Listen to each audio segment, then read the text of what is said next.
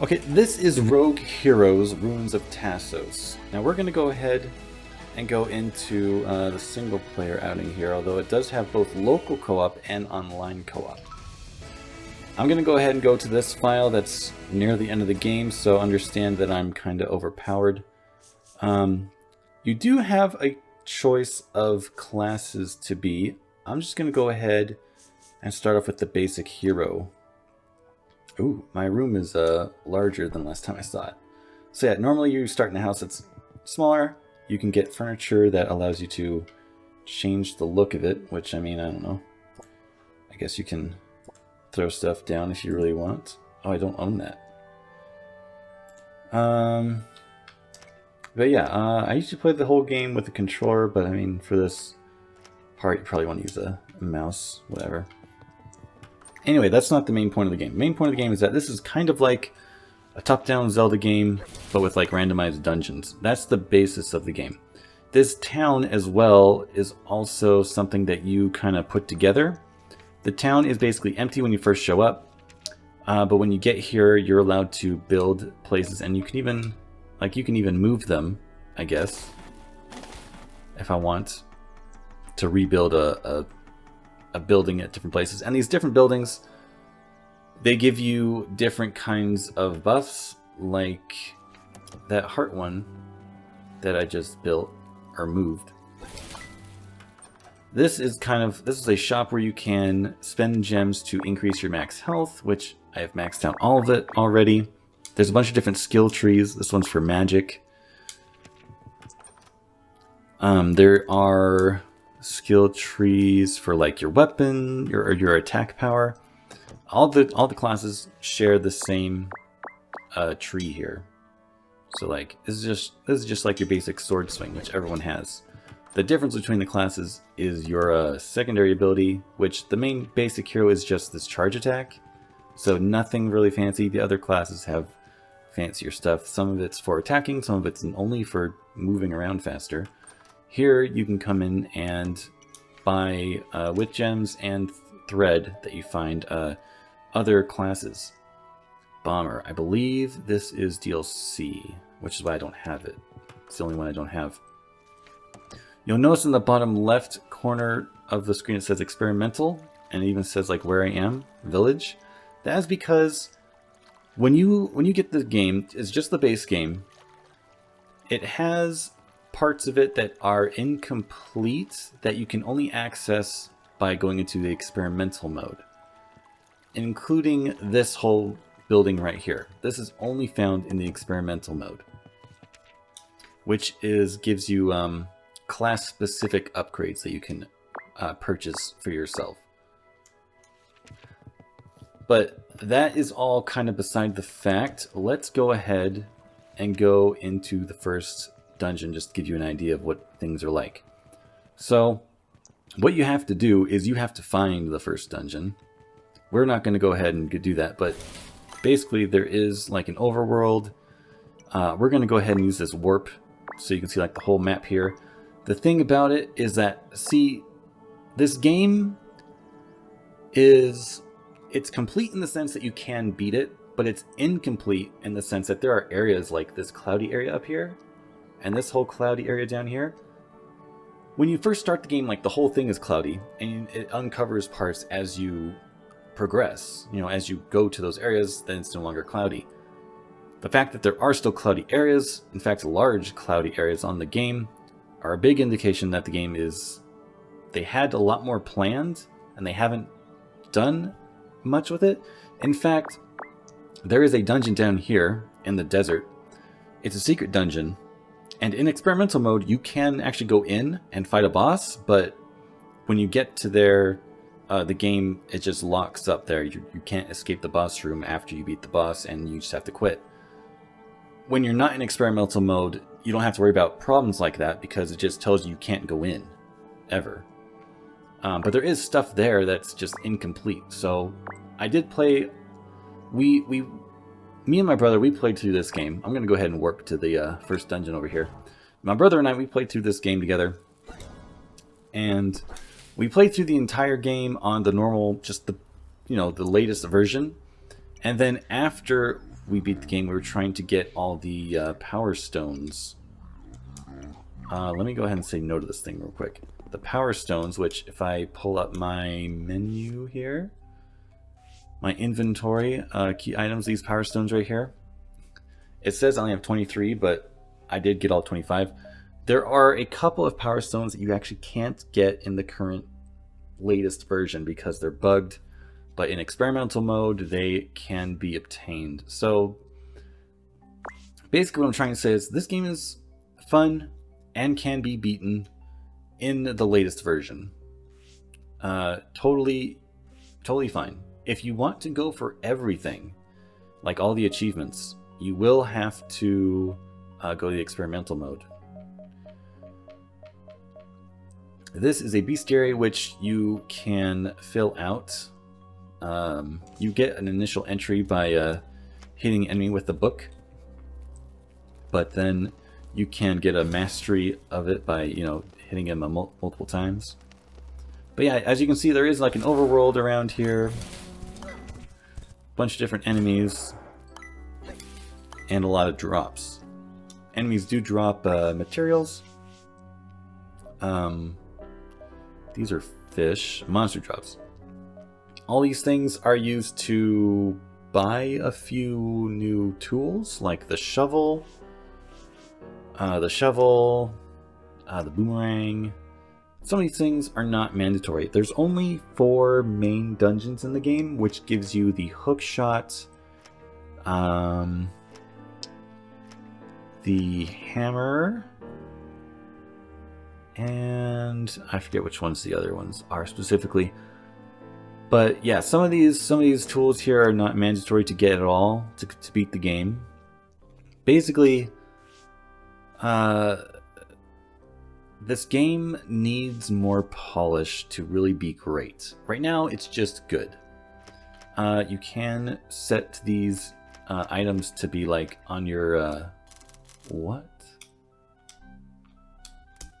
To be on your wheel here, and then you can like quick change to them, you know. Some items do require magic to use, like typical. If you played Link to the Past, you'd know which ones, like the lantern here. Oops, starting a fire.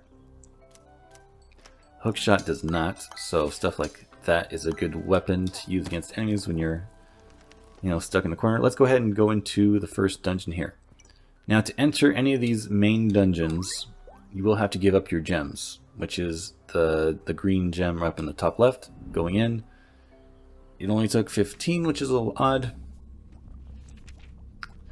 But yeah, you can come in here, find things. This is like a potion pot. If I pay 36 gems, then I can brew potions. But I've already got a full bottle. Ooh, here we go. Brew. Let's see, health potion, magic. As you can see, it needs monster parts at the bottom of the screen there. Strength, steel, rush. Let's rush. I haven't even done this before. Cool. Oh yeah, actually, I think these brewing pots are only in the experimental mode. I think. I only remember seeing them after we switched over to this mode. Also, if you start the game in normal mode, in the latest version of the game, and then switch over to experimental mode, you will need to do something to copy your save data over on your own, because the game won't recognize it on its own. It'll keep it separate. It's got like a separate folder and everything for it. Let's try this speed potion. Am I faster? I don't know. Hard to tell. I don't know what the 0 grid up there is. I haven't seen that before. Again, we did play, like I said, I played the game mostly in the latest build, not the experimental build. So there are some things that I just don't recognize because they weren't there when I was playing in normal mode. But yeah, basically these dungeons are a bunch of rooms put together that they just are random order. Room clear. You can see on my map in the top right, the rooms are blue. when they're not cleared, and then they turn green when they are fully cleared. It doesn't really mean anything in terms of just getting through the dungeon, but you know, there are achievements, and it keeps track of how often you clear rooms. Although it doesn't really matter if you want to. There are some times where you may just want to try to clear the room as fast as possible because you're trying to get through the dungeon. There was a review on Steam that I saw where the guy or person, whoever, said that the first dungeon was really hard. It took a long time to get through it because they would, I guess, die, and then of course when you die you don't lose your gems. You can go to, it sends you back to town, and you're expected to use those gems to then upgrade your character. Geez, I can't see those bats underneath those walkways.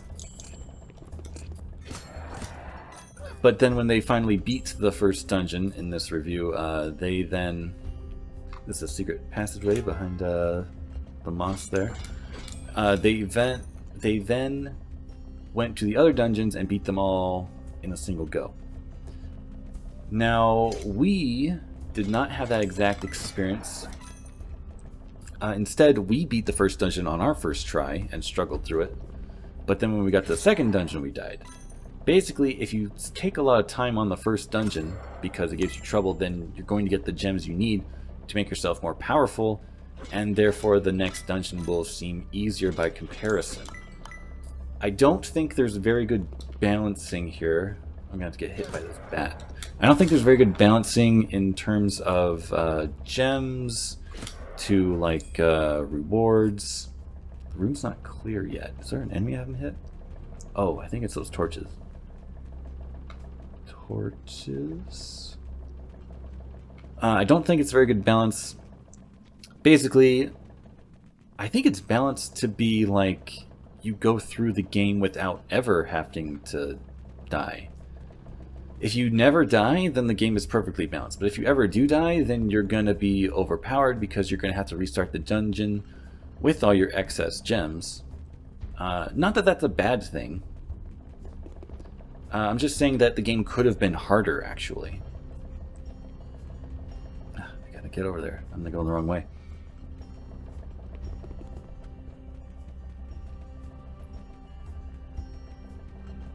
There we go. Create another treasure chest, which could be gems or a key. Both would be helpful. Locked door. I can see on my map the locked door is on the right side. I'm gonna go through here. Lots of typical Zelda stuff, like, you know, moving blocks to be on switches. And you go through each of these dungeons. There's 3 floors for each one. I think each one has 3 floors. And if you play games like Enter the Gungeon, you know, where the floors are randomized, and sometimes it could be quick to get to the next floor. Sometimes it could be you have to go through like the entire floor to beat it. I guess basically that's the trick there. If you clear every floor, every room on every floor, you know, try to make the most to get as many gems as you can, the game will be well balanced. But, you know, if you try to rush through, then it'll be harder. And if you end up dying and take your time again to get as many gems as possible, then the game will seem pretty easy. Also, we did it 2-player, so that might also be a factor. Maybe single player is harder. I don't know. I don't see how it would be too much harder. You know, for experienced players, I just got a dungeon map. So now I can see how many rooms there are on this floor. There's a gray one over there that's just telling me that there's another room over here that I haven't been to. Let me go ahead and do this here, though.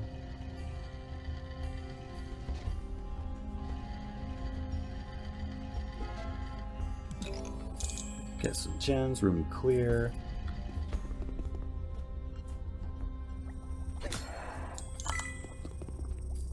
Come down here, take out these guys. Oh yeah, also your sword swing if you'll notice, I have a stamina bar when I swing my sword. This is so that you can't just mash the attack button in place the entire time. It's slowing down how often I can swing, and if I get down to the bottom, I won't be able to swing at all. But if it's at full, then I can swing pretty fast, you know? And it'll recharge. That is also something that you upgrade when you go back to town, is that you can upgrade how quickly you swing, as well as how much stamina you have on your swing. I think it's a good balancing mechanism to, you know, keep you from being... It's a good way to have something for you to improve with gems, and it also keeps you from just, you know, mashing the attack button wherever you go. Because you can move around a bit when you're attacking. And instead of just running into every room and attacking blindly like that, you have to be more careful with how you swing your sword, because you can't just swing endlessly. So I like that. These chests, they require gold to open, which is different from gems. Basically, when you die, you don't lose anything except the dungeons will have like some of these items, like the hookshot and bombs and arrows. Before you get them yourself, the dungeons will drop you glass versions of them, which I think you lose when you beat the dungeon, and also if you die, you lose them. Just because they're not permanent. But now that, like, the end of this dungeon gives you the hookshot, so I will have the hookshot forever. And then this doorway, you can see there's stairs on it, so that tells me this is the staircase to go up to the next floor. And my map also has a little symbol on it showing kind of like staircases. Or I guess it's down to the next floor, I should say. Technically, I'm going down in the dungeon. This is floor 2. And this is a shortcut I can pay for. 400 gems. I never had to buy these or use these to clear these dungeons, but it would be a way to speed up the retry process. Like, if I died, I could then start on the second floor when I came back. I guess that's also why we had a lot of gems, because we never purchased these shortcuts. If we died, we just start from the beginning because we knew we would get more gems. We weren't concerned about how much time it took. We just wanted to make the most of our runs. But I think that is where I'm going to stop this run here. I'm going to go ahead and you can see I can abandon run, which just kills me. And it's going to send me back to town. So this is as if I had died. You know, it gives me all of my gems, shows me my stats. I cleared 7 of the 8 rooms I found. My time. I can revive myself here, which is going to put me back in town. Okay, the game crashed on me, actually. That might be an experimental thing, because there was a time where I got disconnected from playing online. That might just be my internet had a problem. But the game didn't actually crash, I don't think, until I was in experimental mode like this. So yeah, I definitely recommend, I guess I do recommend playing it in the latest build, not experimental mode. Just so you don't run into glitches or anything like that. Only go into experimental mode if you really want to just mess around with some of the incomplete areas. And if you want to get all of the achievements with the power stones. Because there are a couple of them you just can't get without switching over to this mode. But there's a lot of extra areas to do. There's like a farm that you can get going, which is... It lets you grow food, which you can then use to get potions over here. Yeah, you can make food. Oh, so I can earn money that way, I guess. I haven't even used some of these things. What is this? They won't talk to me. This knight, his extra ability is that he leaps forward and it'll stun enemies where he lands. So yeah, there's a bunch of different things. Instead of the dash attack the hero had, you know. There are a bunch of different areas. The music is okay in this game. It didn't really annoy me or anything, so that was good. What is this? Oh, I can let this guy move in. That's cool. So I bet if I come back, he'll be gone. Basically, I do recommend this game because it was fun. It's just unfortunate that there are incomplete areas in the game. Like, it could have been more than what it is. And I don't know, I think it's been over 6 months since the last update, so I don't know if they're even still working on this game. Oh, just that one guy moved. Oh yeah, this guy can move in too. Sure, fill in my town. So yeah, I've got all the achievements, but there's still like some extra stuff in this game that I don't even know about. So like the achievements don't even cover like everything you can do in this game. When you beat the 4 main dungeons, it opens up the final boss area. The final boss is just a boss, but he's attached to an optional endless dungeon mode. So basically you can just keep going through endless floors of a dungeon. There's an achievement for going 25 floors. Other than that, it is endless, I believe. Game options include size of the minimap, co-op labels, string shake on or off, controls, videos, full screen, audio, pretty basic controls. You can remap the controls however you like. Gamepad, those are the basic controls. The gamepad, mouse and keyboard, different languages. So yeah, a lot of nice options there.